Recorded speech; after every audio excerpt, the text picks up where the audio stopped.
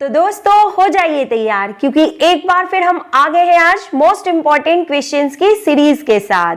जी हाँ दोस्तों, मैं आपकी होस्ट डॉक्टर सीमा तिवारी एक बार फिर लेके आ गई हूँ बहुत ही महत्वपूर्ण, यूनिक एवं नए क्वेश्चंस की सीरीज। हिंदी एंड इंग्लिश दोनों ही लैंग्वेजेस में क्वेश्चंस आपको देखने के लिए मिलेंगे।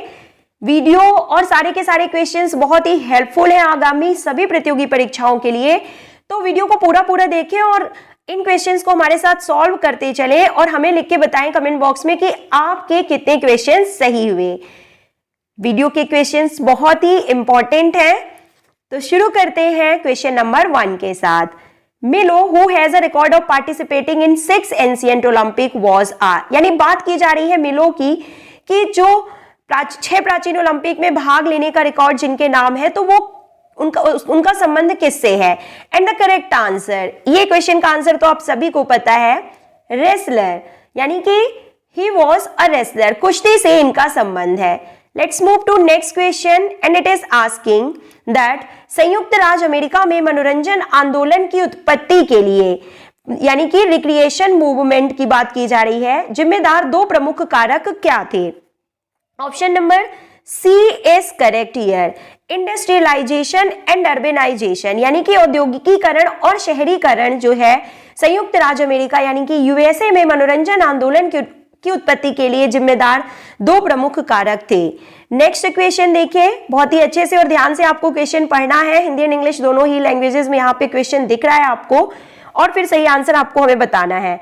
उलरिच के अनुसार, यानी कि बात की जा रही है किसके अनुसार, उलरिच के अनुसार, निम्न में से कौन सा समाज में शिक्षा की 3 प्रमुख जिम्मेदारी में से एक नहीं है।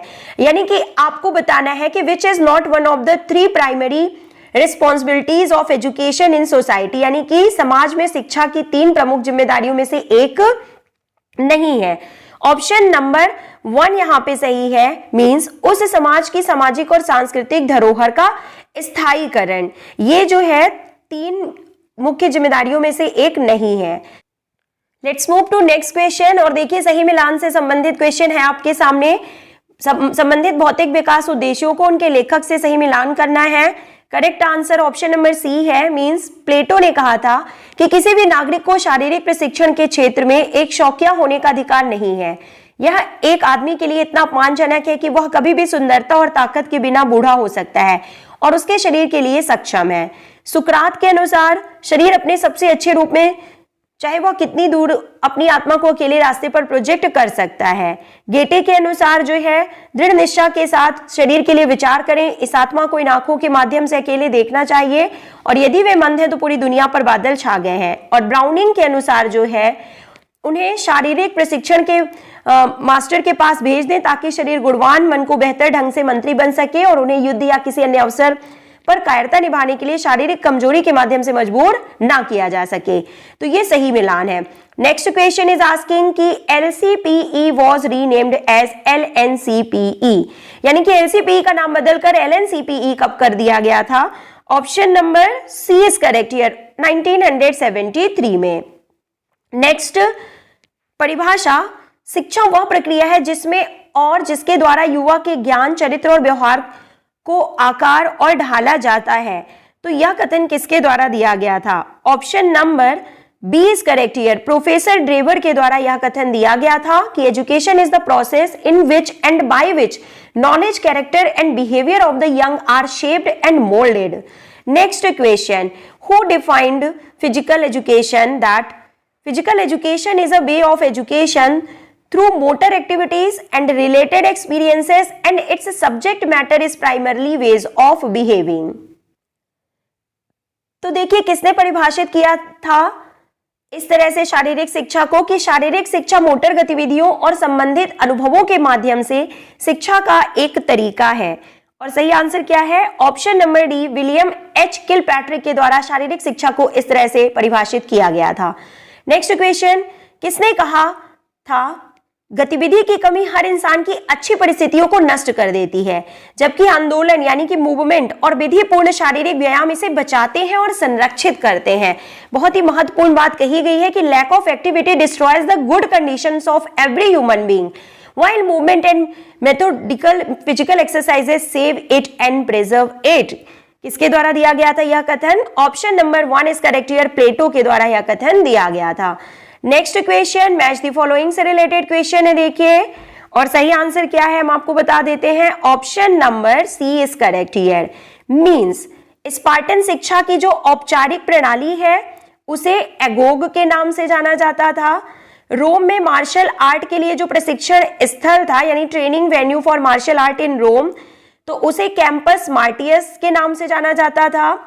स्पोर्ट्स और फिटनेस क्लब के साथ सार्वजनिक स्नान गृह को थर्मा ऑफ बाथ यानी थर्मे के नाम से जाना जाता था, और जो एथेनियन रेसलिंग स्कूल्स थे उनको पेलेस्ट्रा के नाम से जाना जाता था। तो ये यहाँ पे बिल्कुल सही मिलान है। नेक्स्ट क्वेश्चन, प्रकृतिवाद के बारे में कौन सा कथन सही नहीं है? क्वेश्चन को ध्यान से पढ़िए और सही आंसर क्या है बताइए आप हमें। प्रकृतिवाद के बारे में कौन सा कथन सही नहीं है?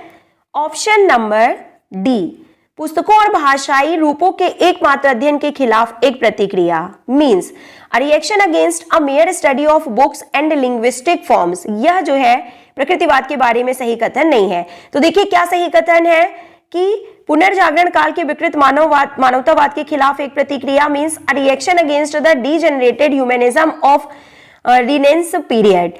पुनर्जागरण काल के उत्पन्न मानवतावाद के खिलाफ एक प्रतिक्रिया। देन शिक्षा में परिष्कार, कृत्रिमता और विरोधाभास के खिलाफ एक प्रतिक्रिया। इन सभी रूपों में नेचुरलिज्म को जाना जाता है। नेक्स्ट क्वेश्चन इज आस्किंग, दर्शन के घटक जो ज्ञान से संबंधित है इसके प्रकार और तरीकों के रूप में किसे जाना जाता है? ओके, क्वेश्चन में पूछा गया है कि दर्शन के घटक जो ज्ञान से संबंधित है इसके प्रकार और तरीकों के रूप में निम्न में से किसे जाना जाता है? ऑप्शन नंबर डी, एपिस्टेमोलॉजी यानी ज्ञान मीमांसा के रूप में इसे जाना जाता है।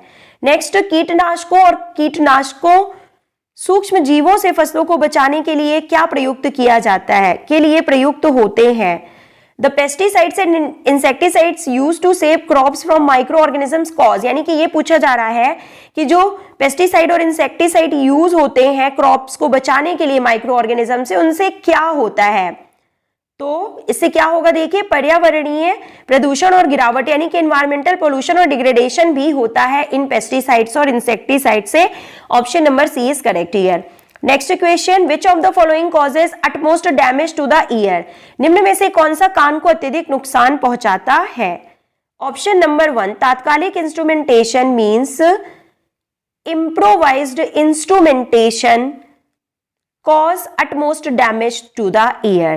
Next question, the school health education program can provide services to the extent of. School स्वास्थ्य शिक्षा कार्यक्रम की सीमा तक सेवाएं प्रदान कर सकते हैं, यानी किस सीमा तक मेडिकल केयर प्रोवाइड कर सकते हैं? तो option number C is correct here. First aid for cuts, bleeding, dislocation, यानी कि फर्स्ट एड जो है किसी भी कटने घाव के लिए एक फर्स्ट एड और ब्लीडिंग को रोकने के लिए, और डिसलोकेशंस के लिए फर्स्ट एड प्रोवाइड किया जा सकता है। नेक्स्ट क्वेश्चन, पदार्थ जो बुखार पैदा कर सकते हैं, means the substance that may cause fever and abnormally high temperature. तो इस टाइप के सब्सटेंसेस को क्या कहते हैं? और इन्हें जाना जाता है पायरोजेंस के नाम से। Option number D is correct here. Next question, कौन सा वायरल हेपेटाइटिस वायरस यकृत पर हमला करता है और रोगियों में बीमारी के विभिन्न स्तर का कारण बनता है? Means which viral hepatitis virus attacks the liver and causes varying degree of illness in patients? क्या है सही answer? Option number 1, hepatitis A की बात यहां पे की जा रही है। Next question is asking, which disease is acquired when the haemoglobin content of blood is lower than the normal? यानी कि जब एक या एक से अधिक आवश्यक पोषक तत्वों की कमी के परिणाम स्वरूप रक्त के हीमोग्लोबिन कंटेंट कम हो जाता है, सामान्य से कम हो जाता है अगर हीमोग्लोबिन कंटेंट, तो उसे हम क्या कहेंगे? तो आपने करेक्ट आंसर कैसे कर लिया होगा, इसे न्यूट्रिशनल एनीमिया, ब्लड की कमी, यानी सीधे सीधे आपको मालूम है इसे एनीमिया के नाम से जाना जाता है। Okay, next question is asking, an integrated method of functioning which is oriented toward maximizing the potentials of which the individual is capable, तो is a part of definition of, इस तरह की परिभाषा किसने दी है? कार्य करने की एकीकृत पद्धति जो व्यक्ति की क्षमता को अधिकतम करने की दिशा में उन्मुख है। ये परिभाषा किससे संबंधित है? Option number B is correct here, स्वास्थ्य शिक्षा,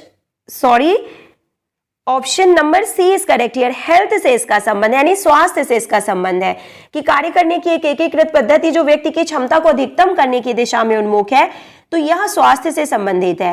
निम्नलिखित में से कौन सा विटामिन शरीर के वजन को नियंत्रित करने के लिए जिम्मेदार है? Option number B is correct here, vitamin B5 is responsible for controlling body weight. Let's move to next important question और देखिए डिफरेंट एंडोक्राइन ग्लैंड्स से सिक्रीट होने वाले हार्मोन्स को आपको सही मिलान करना है। बहुत ही इंपॉर्टेंट क्वेश्चन है। Option number 1 is correct here, means जो आइलेट ऑफ लैंगरहैंस यानी कि पैंक्रियाज की जो आइलेट ऑफ लैंगरहैंस होती हैं उनकी अल्फा सेल से कौन सा हार्मोन सिक्रीट होता है? तो इंसुलिन। और जो बीटा सेल्स होती हैं, कौन सा हार्मोन सिक्रीट होता है? तो ग्लूकेगॉन। ओके, अल्फा सेल से सिक्रीट होता है ग्लूकेगॉन, बीटा सेल से सिक्रीट होता है इंसुलिन, और hormone released from anterior pituitary, यानी जो एंटीरियर पिट्यूटरी से जो हार्मोन सिक्रीट होता है वो है ल्यूटिनाइजिंग हार्मोन। कौन सा हार्मोन है? ल्यूटिनाइजिंग हार्मोन है। और एड्रिनल कॉर्टेक्स से जो हार्मोन सिक्रीट होता है वो कौन सा है? ग्लूकोकॉर्टिकॉइड होता है। और पोस्टीरियर पिट्यूटरी से जो सिक्रीट होता है वो है आपका ऑक्सीटोसिन हार्मोन। तो ये यहां पे सही आंसर है। Alpha cell secrete glucagon, alpha cell से ग्लूकेगॉन, बीटा सेल से इंसुलिन, एंटीरियर पिट्यूटरी से ल्यूटिनाइजिंग हार्मोन, एड्रिनल कॉर्टेक्स से ग्लूकोकॉर्टिकॉइड हार्मोन, और पोस्टीरियर पिट्यूटरी से ऑक्सीटोसिन हार्मोन सिक्रीट होता है। मूव करते हैं हम नेक्स्ट क्वेश्चन की ओर, यानी कि सही मिलान करना है। Again option number A is correct here, means plasma cell membrane. तो क्या हो जाएगा? Membrane composed of double layer, यानी कि ये डबल लेयर होती है, यानी कि लिपिड बाई लेयर से मिलकर बनी होती है, बीच में प्रोटीन मॉलिक्यूल्स भी होते हैं। गोल्जी एपरेटस का क्या हो जाएगा? तो it is a cluster of flattened membrane sac, यानी कि फ्लैटेंड मेम्ब्रेन सैक जिन्हें सिस्टर्नी कहते हैं उनसे मिलकर बना होता है गोल्जी कॉम्प्लेक्स। वैक्यूल का मतलब होता है ऑप्शन नंबर 2 मेम्ब्रेनस सैक्स। एक्चुअली ये स्टोरेज सैक्स होते हैं नॉन साइटोप्लाज्मिक, जिनमें साइटोप्लाज्म नहीं होता है। माइक्रोफिलामेंट एंड माइक्रोट्यूब्यूल जो होते हैं वो थिन हॉलो ट्यूब्स होते हैं। तो प्लाज्मा झिल्ली का संबंध ये हो जाएगा 4th, गोल्जी बॉडीज का 3rd number, vacuoles 2nd number, और microfilament 1st number. So this is correct answer. Next question is asking that, और देखिए क्या पूछा जा रहा है कि वोल्टेज गेटेड चैनल किस प्रतिक्रिया में खुलते और बंद होते हैं? इंपॉर्टेंट क्वेश्चन है।